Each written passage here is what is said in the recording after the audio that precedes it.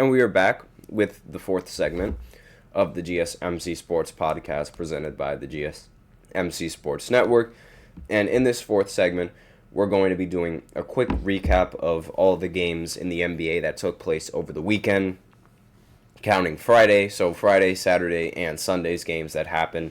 And we'll highlight some of the big games that took place. We'll also, talk about the results of every single game. Look at how the seedings are looking at right now, because they have changed dramatically from the last time that I've seen them and the last time that I went over them. So, the first game that we have is between the Warriors and the Pacers. The Pacers, they ended up beating the Warriors 108-96. Tyrese Haliburton recorded 25 points and 10 assists in this one. Benedict Mathurin recorded 21 points and 10 rebounds in this game, and Siakam recorded 25 points and 9 rebounds. Meanwhile, there was no Steph Curry, so the lack of Steph Curry ultimately means the lack of a win for the Golden State Warriors 9 out of 10 times. So, not really much that needs to be said other than the fact that the Warriors did not have Steph.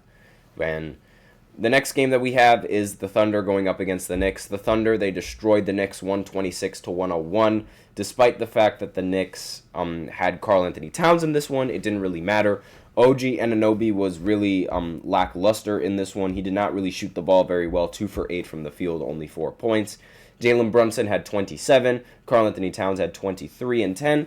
And Mikal Bridges was also unable to shoot in this one. He ended the game 0 for 9, 0 points. And also 0 for 7 from 3. If those two actually were able to shoot in this game, then I think it would have been way more competitive. Shai Gilgeous-Alexander ended with 39 points, and that's really all that you need to know. There's Isaiah Joe also dropped 31 points coming off of the bench, but again, the big issue here was the fact that OG and Mikal Bridges were unable to shoot, and that was a big reason why they ended up losing this game. The next game on this list, the Nuggets, they ended up beating the Brooklyn Nets. Russell Westbrook and Nikola Jokic recorded a triple-double. Russell Westbrook became one of the very few teammates, actually the only teammate to end up recording a triple-double alongside with Jokic that wasn't Jamal Murray, and they did that in, I believe, Game 3 of the NBA Finals a year ago. Now, Jokic, he ended up dropping 35, 15, and 12. Westbrook dropped 25, 10, and 11. So just a great stat line coming in from those two. And on the Brooklyn Nets side, there was really nobody else that was scoring aside from Keon Johnson, who recorded 22 points, 4 rebounds, and 4 assists. Now, this isn't really saying much because this Brooklyn Nets team is a team that is more or less tanking. Like, they won't say that they're tanking, even though they sort of did say that they were tanking. They said that they were going to do tactical decisions that might include not putting the best talent out there. So ultimately, when you're not putting your best talent and your best players out on the field and out on the court most of the time, it means that you're tanking. And they're basically indirectly saying that they're tanking. And as indirect as you could possibly get. Because, again, at least in my opinion, when you are a team and you're saying that you're not always going to be putting the best talent out there on the court, then that means you're not really looking to win. And when you're not looking to win, it means you're tanking. And it's a very common thing to do in the NBA, despite the fact that there is a lottery for the first overall pick, which is supposed to prevent tanking from most teams, but again, that's not really the case here. Now, the Pelicans, they ended up beating the 76ers 123-115, and of course, there was no Joel Embiid in this matchup.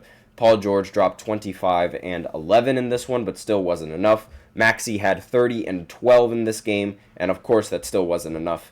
Pelicans, they had CJ McCollum, who ended up recording 38 points in this one, and DeJounte Murray, who recorded 17 points, 10 rebounds, and 6 assists. They also were aided by Jordan Hawkins, who recorded 21 points. The Bucks, they ended up defeating the Orlando Magic 109-106, and this was all in Paolo Banchero's return. He ended up, Paolo dropped 34 points, 7 rebounds, 3 assists, and 2 steals. And Damian Lillard had 29 points. Giannis Antetokounmpo had 41 and 14. And again, this was still a really close game, despite the fact that the Orlando Magic is missing Franz Wagner. The Kings, they ended up surprising the Celtics by beating them 114-97. DeRozan had 24 points. Sabonis had 23 points and 28 rebounds. And Malik Monk had 22 points and 8 assists. Meanwhile, on the Celtics side, Jaylen Brown had 28, Tatum had 15 and 12, and Porzingis had 22 and 10. And the Wizards, they lost to the Bulls 138-105. Don't really need to say much. Now, the game that took place in LA was postponed. The Lakers, they were supposed to go up against the Spurs, but that game was postponed. The Rockets, they were supposed to go up against the Hawks, but that game was also postponed. Now, Phoenix against the Jazz. The Phoenix Suns ended up beating the Jazz 114-106.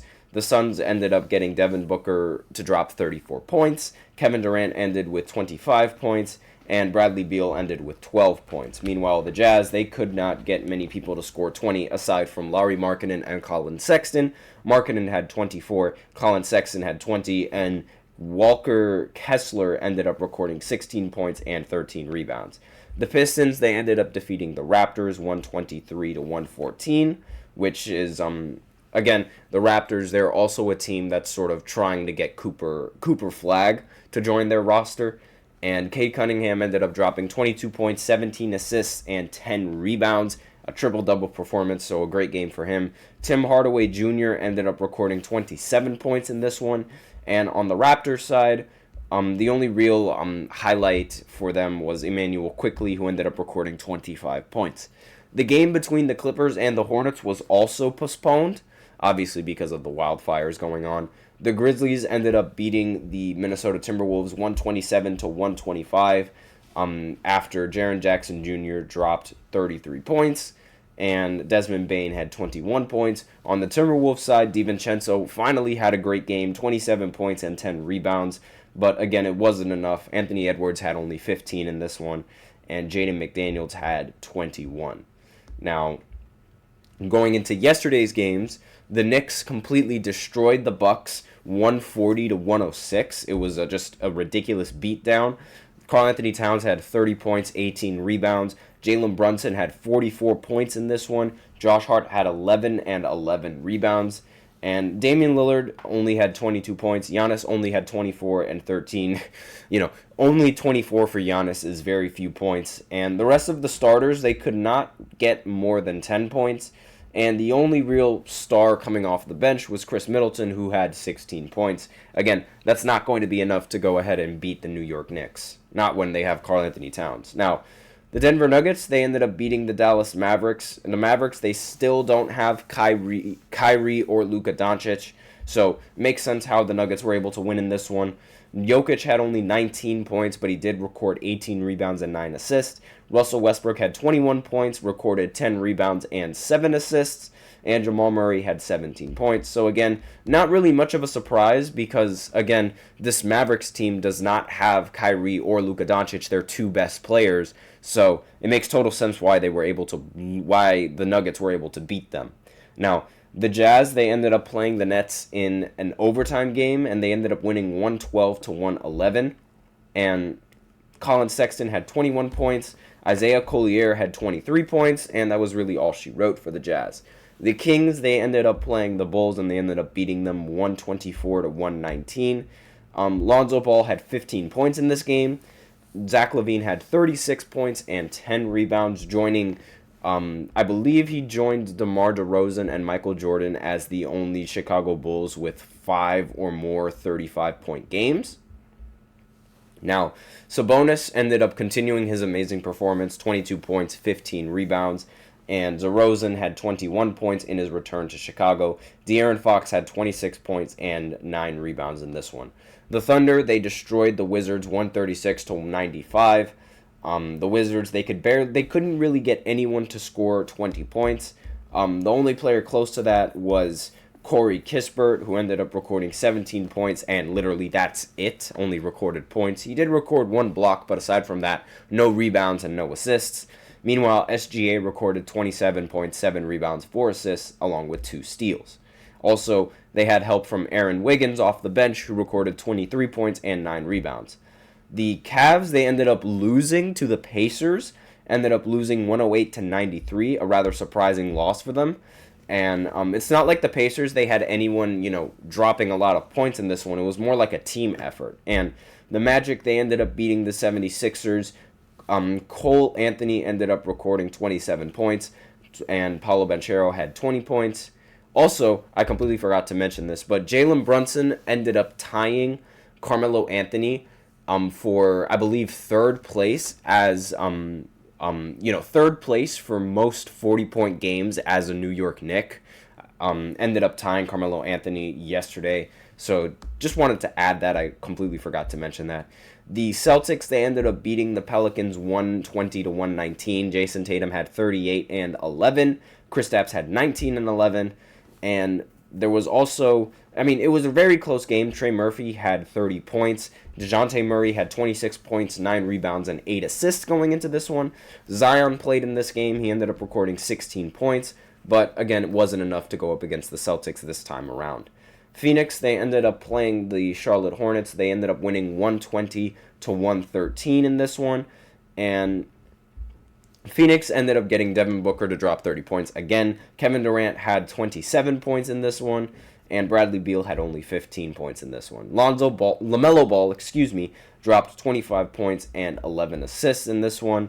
But he did shoot 9 for 25 from the field, so not very efficient shooting from LaMelo, but again, 25 points and 11 assists. That's a solid game. In fact, I've seen Trae Young shoot worse than LaMelo several nights. But those were all the games that happened over the weekend. So now we're going to go into the fifth and the final segment where I talk about the new NBA power rankings that were released a few hours ago. So be sure to stay tuned if you guys are interested in that.